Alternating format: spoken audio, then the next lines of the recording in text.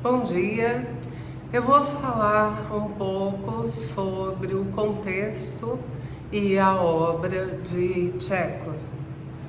Mas para isso eu vou fazer também uma análise metodológica que nos sirva para entender a obra, mesmo que eu esteja fazendo apenas uma introdução.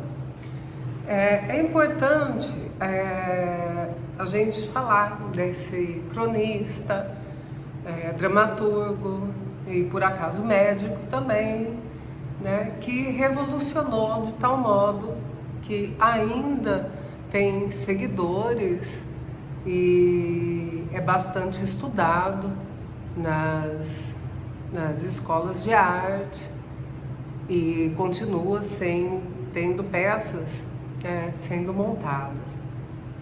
A minha fala está reduzida a uma questão contextual que eu acho importante, que é a noção, a comparação entre a Rússia da Idade Média, embora ele não seja da Idade Média, e a Idade Média Ocidental.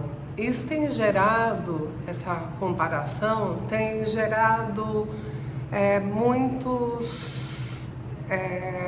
conflitos entre pesquisadores, alguns defendendo e outros criticando a noção de um feudalismo propriamente dito na Rússia. Opinião essa da qual compartilho. E faço isso até a Rússia pré-revolucionária de 1917, lembrando que o autor morreu em 1904.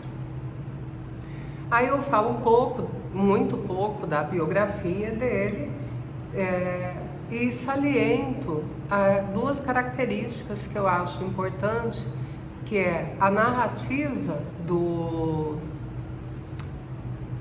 cotidiano que ele faz nas suas obras, tanto as crônicas, os contos, quanto a dramaturgia, que passam a ser narrativas curtas.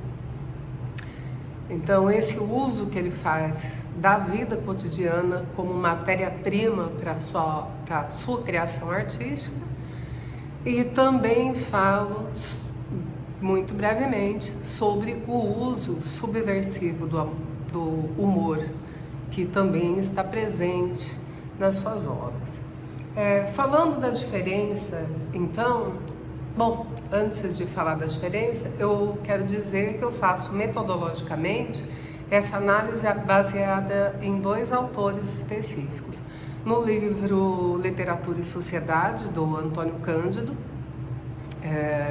em que ele propõe um modo de analisar socialmente a criação literária, na qual eu incluo a dramaturgia, no caso, por minha conta e risco, né? O autor fala da literatura não dramatúrgica apenas. E da perspectiva da sociologia do cotidiano, do José Machado Paz. Então, entre a Europa e a Rússia, eu gostaria de destacar que na Europa ocidental, durante os séculos V e XV, nós temos o que foi considerado, chamado por eles mesmos, né, a posteriori, de feudalismo. Uma modalidade de organização social destacada por uma política descentralizada, cada feudo era independente, tinha suas próprias regras, uma economia rural e uma sociedade estamental. O que significa isso? Significa que era dividida em estamentos sociais. A concessão das terras se dava mediante a fidelidade do suzerano, que concedia terras aos vassalos em troca de favores. E era uma relação de fidelidade. Não havia... E outra parte era entregue à igreja, né? a terra era uma moeda de troca, inclusive ofertada para a igreja como tipo compra de um pedacinho do céu. E era uma relação baseada na fidelidade. Era raro que servos, embora não fossem escravos também existiam, não, e se abrigavam em feudos, eles não trocavam de feudo, havia um apego à terra.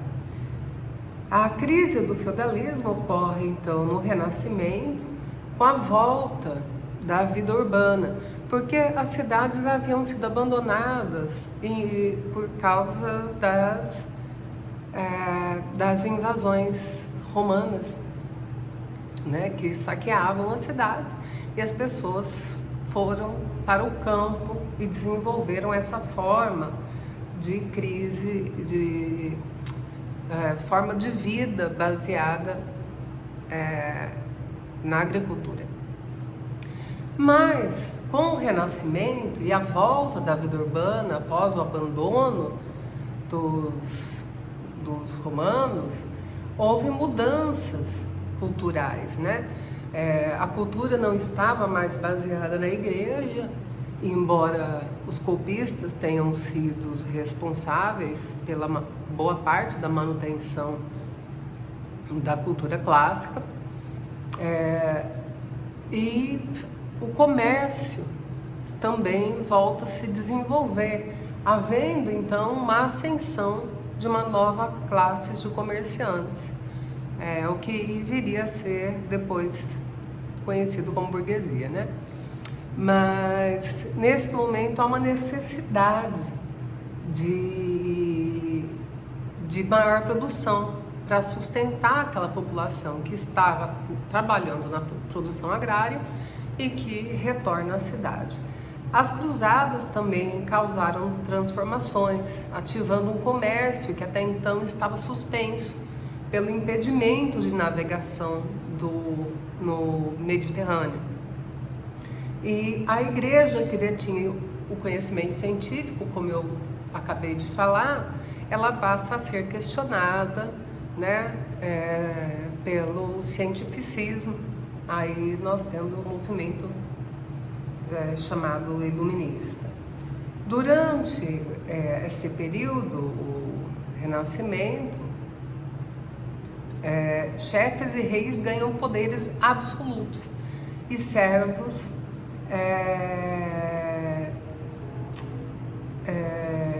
os servos se revoltam após de anos de apego à terra. Lembrando que a Europa é pequena. Então, na Rússia, isso se dá de forma muito diferente. Essa imensa planície favorece o nomadismo e não o apego à terra. Então, há um outro tipo de organização que não cabe nos moldes do que nós aprendemos ser a organização feudal. A classe superior, no caso da Rússia, do período, né, é a nobreza. Na sequência abaixo temos os mercadores livres e o serviço militar. E essa classe de militares, ela se espalha pela Rússia para garantir que não hajam novos invasores. Haviam também escravos e servos que eram mantidos, né, em eterno endividamento,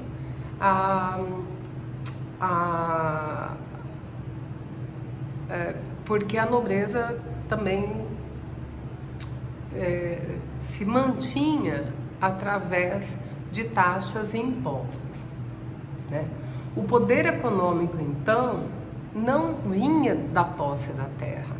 Embora a grande maioria da terra estivesse nas mãos de uma minoria, isso não... O capital agrário não era o fundamental, porque até esse momento o comércio na Rússia permanecia. E de que maneira ele permanecia? Ele permanecia através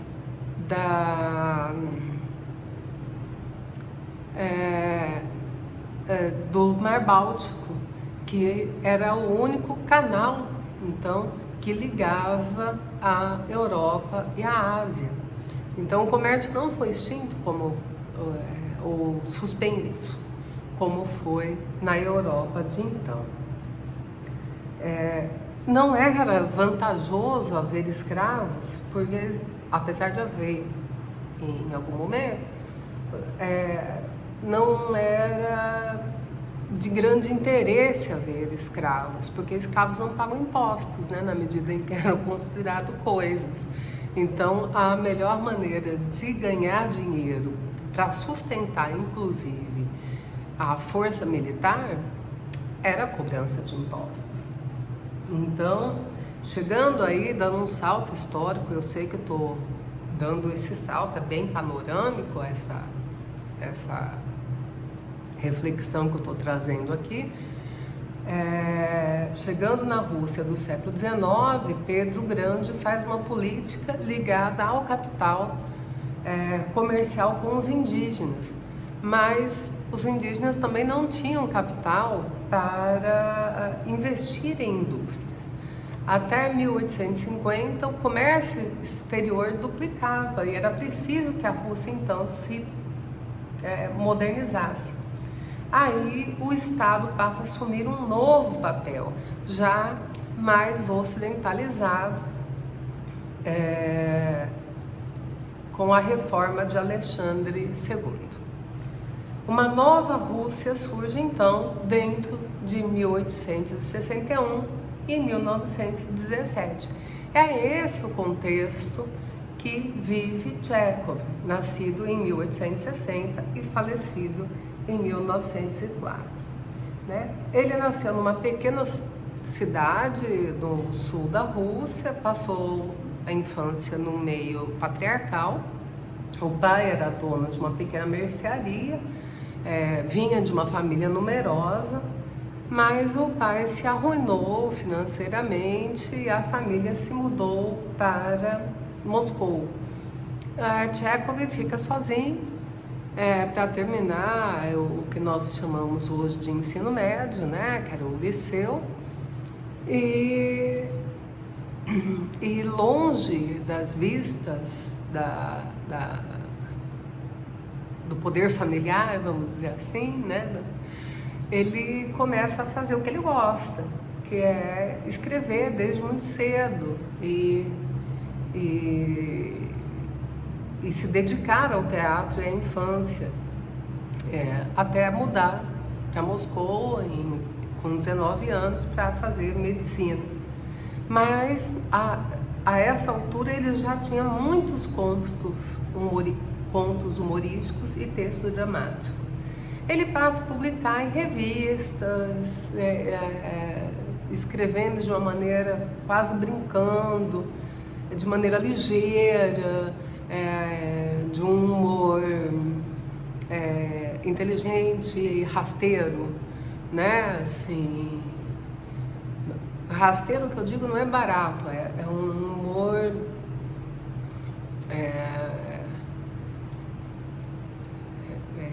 ligeiro, rasteiro,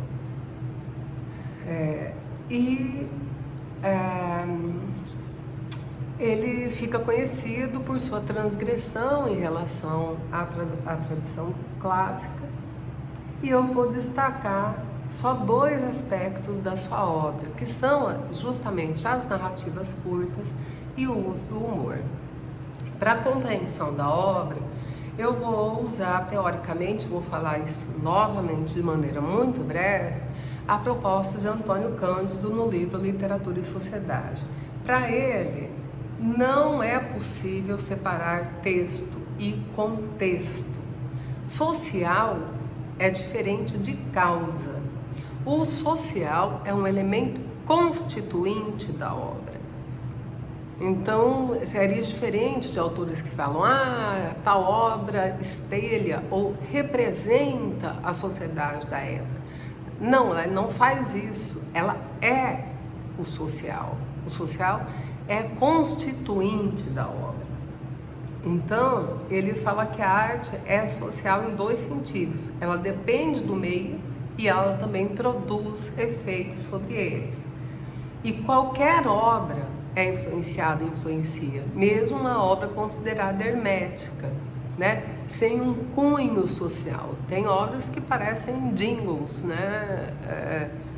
Que são panfletos, são manifestos. Mas mesmo uma obra considerada hermética, ela é social e ela tem o social como elemento constituinte.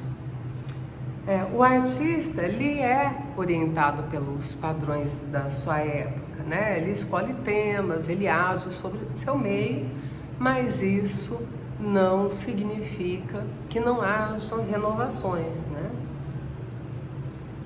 E ele fala que a tríade autor, obra e público, ela é indissolúvel, né? Então ele fala,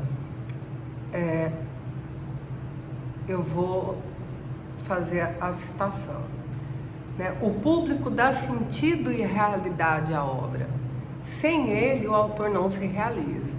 A gente que faz teatro sabe disso, né? Sem o público, sem teatro. Os artistas desconhecidos em seu tempo só passam realmente a viver quando tem público, quando se tornam conhecidos. Aí que eles ganham vida, né? Mesmo que já não estejam com seus corpos vivos. Desse modo, o público é fator de ligação entre o autor e sua obra, e a série autor, público e obra junta-se a outra. Autor, obra, público. Mas o autor, do seu lado, também é intermediário entre a obra que ele criou, né? Sem o autor, o público não tem obra. Então ele também é essencial. E, por fim, a terceira parte. A obra se liga ao público através do autor. Então, são três tipos de ligação possível entre o autor, obra e público. E é mais ou menos isso que eu vou falar, né? Em termos teóricos. A outra teoria utilizada é a sociologia do cotidiano, que também às vezes é confundida como uma microsociologia ou uma microhistória. Mas se a gente observar que o cotidiano, ele é feito de representações, coisas absolutamente que parecem banais, parecem absolutamente banais, elas trazem representações sociais. Então o cotidiano não se limita ao micro, né? Ele dialoga a todo momento com o macro em que ele está inserido. O José Machado Paz, autor desse livro Vida Cotidiana, Enigmas e Revelações, tem edição brasileira e tem a edição portuguesa, a Sociologia da Vida Cotidiana, Enigmas e Revelações. Então ele fala assim, o que podemos entender, o que se passa quando nada se parece passar? Não está acontecendo rigorosamente nada, mas está se passando alguma coisa. Então, um ato simples, vamos dar um exemplo, o ato de comer. Mas se você serve primeiro o homem ou a criança, ou dá o pedaço maior do peru do Natal para o vô, é um gesto. São gestos do cotidiano, ações do cotidiano, como comer, mas que trazem representações sociais mais amplas, sobre gênero, sobre construção social e tal. Então nós temos uma coisa que se parece repetir. Quando a gente fala cotidiano, a gente pensa em repetição, mas ele coloca rupturas a todo momento. Ele fala que o cotidiano é tipo uma corda bamba, está todo momento pode se romper. Então, observar esses aspectos do cotidiano requer uma sagacidade. A mascote da sociologia da vida do cotidiano é o rato, né? Que vive das miudezas e busca, consegue enxergar algo nessas miudezas. Eu estou falando da minha maior área de conhecimento, que é a sociologia, por exemplo. Eu não preciso estudar o Estado, grandes estruturas sociais. Eu posso estudar o micro, mas esse micro não está longe, não está... meu gato pulou aqui. Não está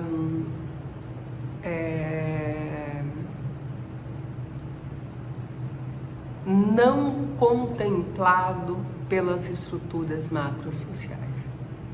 A todo momento nós fazemos e refazemos e refazemos, e quando nada parece acontecer, né, podem haver rupturas. E o autor trabalha com isso. E eu destaco também o humor como uma forma política, né?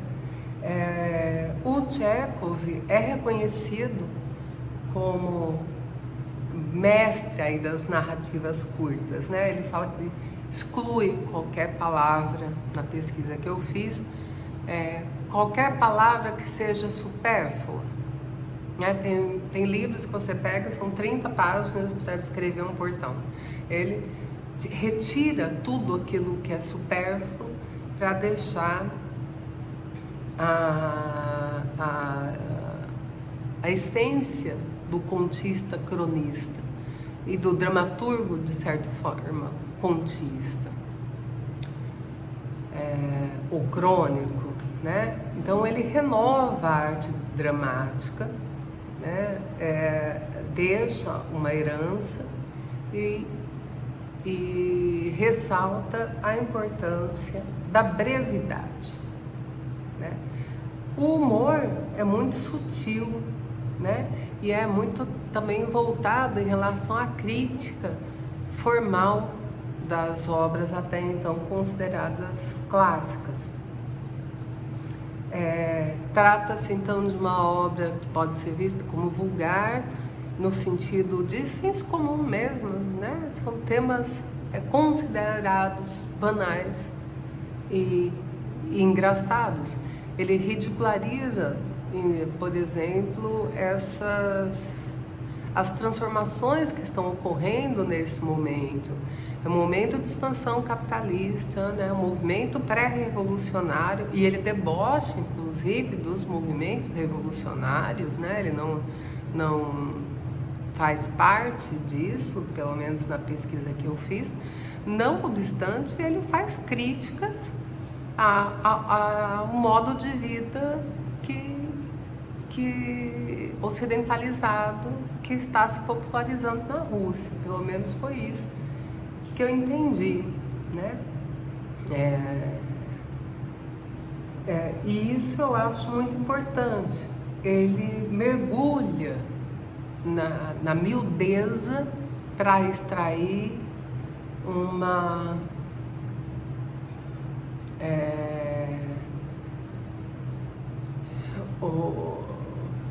de uma maneira quase cínica, né? É cênica e cínica desse modo de vida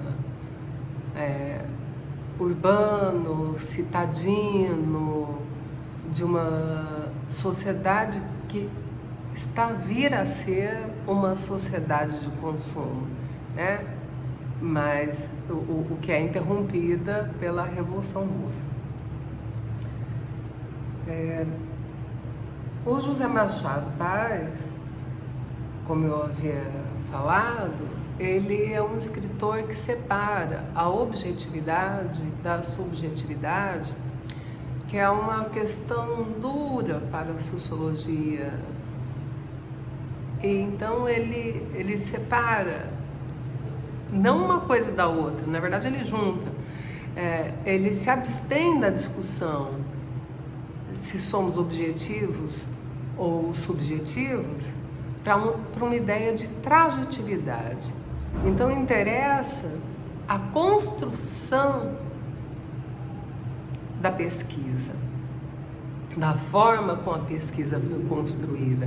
E eu percebo essa ideia de trajetividade, embora não esteja escrito nas pesquisas que eu fiz sobre o Chekhov, a ideia da construção dessa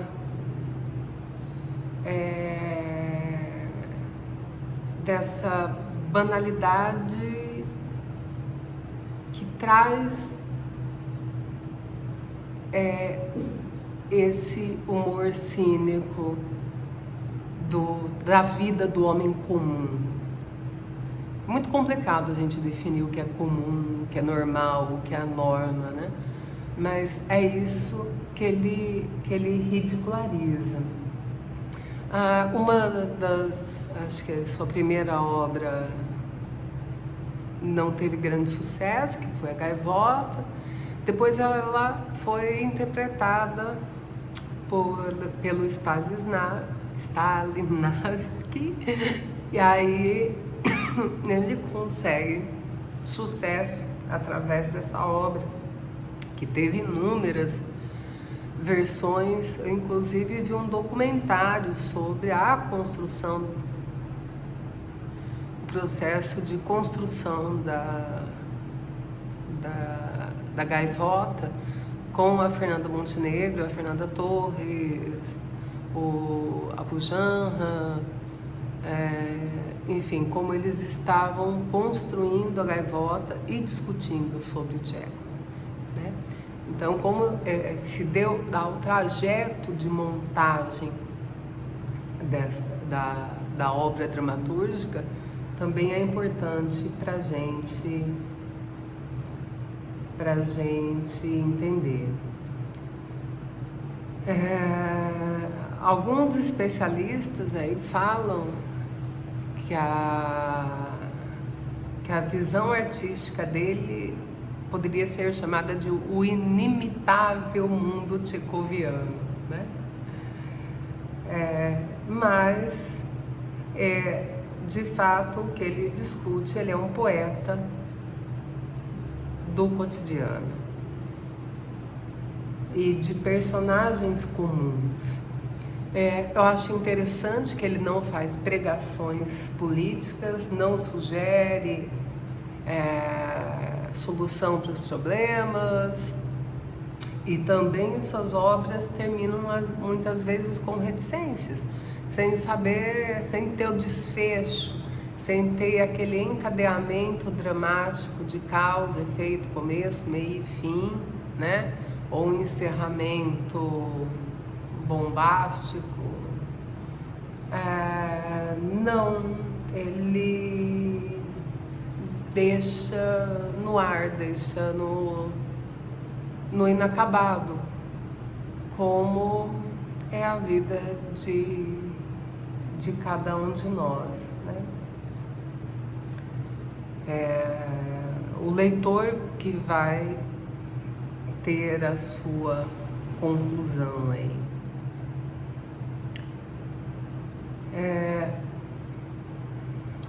Que mais?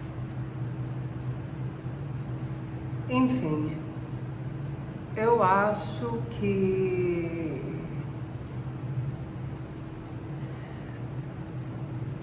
é isso, que é a importância que ele dá ao tempo e ao tempo do agora, o tempo do instante, da não previsão do futuro. Então, e o deboche, que pode ser usado com humor. Em algum lugar eu li, eu anotei, mas não estou achando aqui no momento, na minha colinha aqui no meu computador. Eu acho que podia fazer isso, né? A gente faz isso em sala de aula. Nossos professores também. Ele tem esse algo de inacabado e capta o instante.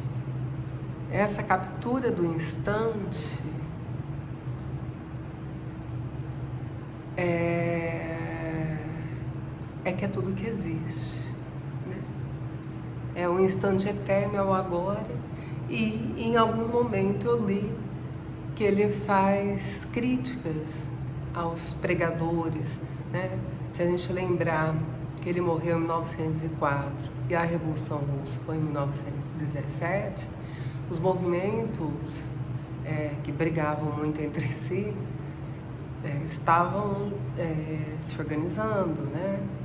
Havia a luta por sindicatos e a organização de movimentos que pretendiam revolução, inclusive em nível mundial, né? E ele não se abstém dessa discussão e faz a sua crítica, que não deixa de ser uma crítica, a vida estúpida que as pessoas estão levando naquele momento. Eu encerro dizendo que eu sou uma gaivota. Não, eu sou uma socióloga. Na verdade, eu sou uma gaivota. Muito obrigada.